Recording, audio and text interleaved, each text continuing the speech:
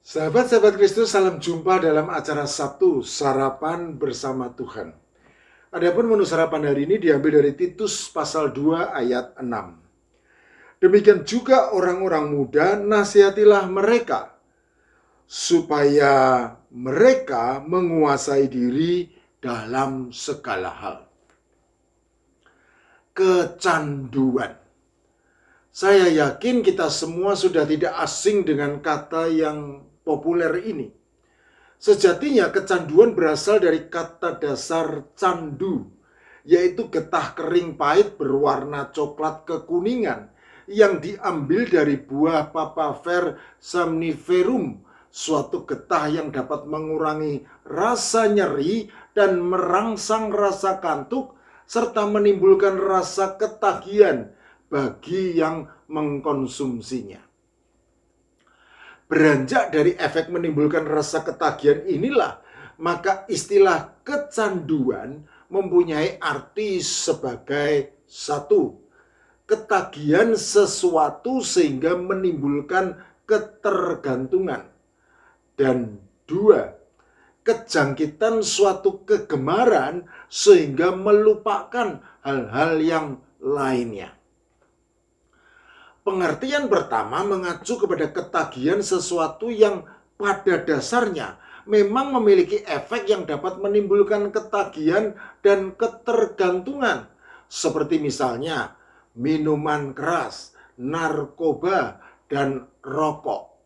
Sedangkan pengertian yang kedua mengacu kepada hal-hal yang pada dasarnya tidak memiliki efek yang dapat menimbulkan ketagihan dan ketergantungan. Namun apabila tidak waspada dan menjadikannya sebagai kebiasaan yang buruk, maka hal-hal tersebut bisa saja dan sangat mungkin akan menimbulkan ketagihan dan ketergantungan. Seperti misalnya film-film porno, sinetron, drama serial, hobi, makan, telepon seluler, dan internet. Seseorang dapat dikategorikan sebagai kecanduan apabila sudah tidak adanya kendali diri, dilihat dari frekuensi, intensitas, dan konteksnya. Oleh karena itulah, kecanduan dalam pengertian yang kedua dan terutama dalam pengertian yang pertama jelas merupakan persoalan serius yang tidak boleh diabaikan. Sudah bukan merupakan berita yang mengejutkan lagi bahwa seseorang yang kecanduan narkoba dan atau minuman keras lalu melakukan berbagai aksi kriminal dan bahkan tidak malu untuk menjual diri sebagai pelacur. Juga bukan merupakan berita yang baru apabila seseorang yang kecanduan game online kemudian tidak segan-segan menganiaya orang tuanya karena tidak diberi uang untuk membayar biaya main di warnet. Kecanduan adalah kejahatan yang merampas kebebasan dan kemauan seseorang dan menguasainya sedemikian rupa sehingga sangat mungkin menjadikan seseorang tidak sanggup mengambil keputusan secara mandiri dan seringkali mengarah pada perilaku destruktif, perilaku yang merusak. Selain itu, konsekuensi dari kecanduan tidak sekadar mempengaruhi kesejahteraan fisik serta emosional saja, melainkan juga kehidupan spiritual, baik bagi pribadi yang sedang kecanduan maupun bagi pribadi yang sedang berjuang untuk melepaskan diri dari kecanduan. Bahkan seringkali juga mempengaruhi orang lain yang berada di sekelilingnya. Jadi kecanduan itu bukan sekadar masalah individu belaka, melainkan merupakan masalah kompleks yang sangat mungkin berdampak buruk pada keluarga, lingkungan pergaulan, dan masyarakat secara umum. Oleh karena itu, seperti yang sudah saya nyatakan pada dasarnya, kecanduan merupakan suatu kejahatan dan otomatis merupakan dosa di hadapan Allah yang sangat membenci kejahatan. Selain itu, perlu dipahami bahwa godaan bisa menjadi faktor penting dalam bertumbuhnya kecanduan. Oleh karena itu, peran godaan juga merupakan konsep penting lainnya untuk memahami kecanduan sebagai dosa. Alkitab sering menggambarkan godaan sebagai daya tarik kuat menuju dosa yang sanggup menjauhkan seseorang dari Allah dan kemudian berbalik mengarahkan dirinya pada perilaku yang destruktif, perilaku yang merusak. Jadi sekali lagi saya tegaskan bahwa pada dasarnya kecanduan adalah dosa. Karena selain merupakan kejahatan yang merampas kebebasan, maka kecanduan juga merupakan buah yang matang dari godaan keinginan menuju dosa. Memang harus diakui bahwa istilah kecanduan tidak pernah disebut dalam Alkitab. Tetapi konsep hakikatnya berulang dibahas, yaitu konsep tentang diperbudak atau dikendalikan oleh sesuatu. Pada dasarnya, kecanduan adalah perbudakan. Dan oleh karena itu, kecanduan sejatinya merupakan antitesis dari kebebasan. Sesuatu yang selalu dipakai oleh Alkitab untuk menggambarkan pengaruh Allah terhadap umatnya. Sejatinya kecanduan ibarat lem super yang melekat kuat pada diri seseorang dan tidak mudah untuk dilepaskan.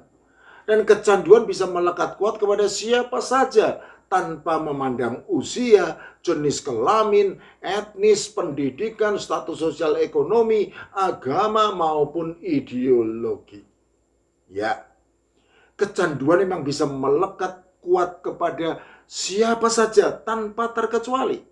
Tetapi umumnya anak-anak yang masih kecil dan para remaja merupakan pribadi yang paling rentan terpapar kecanduan. Hal ini disebabkan bagian otak yang berperan dalam proses motivasi serta kontrol diri masih lemah dan menuju perubahan perkembangan yang semakin kuat. Khusus bagi para remaja, adanya faktor pergaulan yang kurang memberikan teguran positif yang bersifat kontrol sosial juga turut berperan dalam rentannya paparan kecanduan. Oleh karena itu, Paulus mengingatkan Titus yang melayani sebagai gembala umat di jemaat Korintus untuk menasihati kaum muda tentang betapa berbahayanya kecanduan dan betapa pentingnya penguasaan diri sebagai penangkal kecanduan. Demikian juga orang-orang muda. Nasihatilah mereka supaya mereka menguasai diri dalam segala hal. Titus pasal 2 ayat 6. Kecanduan itu sangat berbahaya dan bisa mengikat siapa saja tanpa terkecuali. Tetapi bukan berarti kecanduan tidak dapat dicegah dan disingkirkan dari kehidupan orang-orang percaya. Karena Roh Kudus yang merupakan Roh penolong pasti akan membantu kita apabila kita membiarkan hidup kita dipimpin oleh Allah Roh Kudus. Paulus mengerti betul bahwa hanya kuasa Allah sajalah yang sanggup menolong umatnya dari segala kejahatan, termasuk dari dosa kecanduan. Oleh karena itulah, nasihat untuk menguasai diri dalam segala hal menjadi sangat penting bagi semua orang, tetapi terutama secara khusus menjadi sangat penting bagi orang-orang muda karena mempunyai fungsi ganda, yaitu sebagai pencegah kecanduan sekaligus sebagai pembebas kecanduan. Penting untuk dipahami bahwa metode paling ampuh supaya tidak kecanduan adalah menjauhi hal-hal yang bisa menyebabkan kecanduan. Sama seperti cara paling manjur supaya tidak terjatuh ke dalam lubang yang berbahaya adalah dengan menjauhi lubang yang berbahaya tersebut. Nah, penguasaan diri sebagai salah satu buah Roh Kudus berfungsi sebagai pencegah kecanduan, karena ia menjadi semacam perisai pelindung diri dari segala kejahatan dan bahkan menjauhkan dari segala kejahatan tersebut dengan selalu mengingatkan untuk melakukan apa yang baik, yang kudus, dan yang berkenan di hadapan Allah.